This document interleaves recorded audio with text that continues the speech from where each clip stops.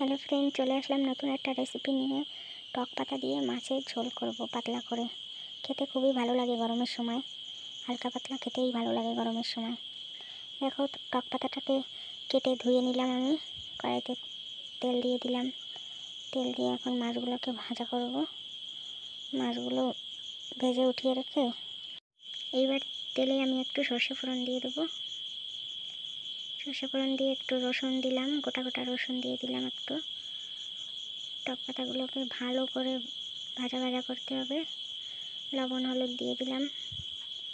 লবণ হলুদ দিয়ে ভালো করে ভেজে নিতে হবে।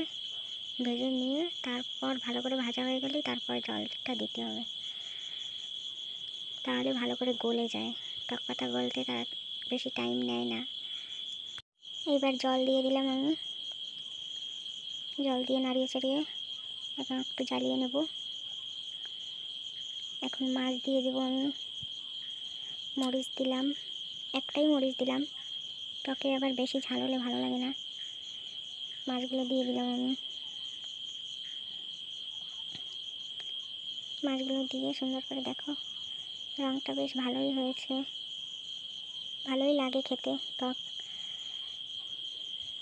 কিছুই দিইনি, মশলা তো কিছুই দিইনি, বেশি কিছু দিইনি, হালকা পাতলাই ভালো লাগে টকের ঝোল।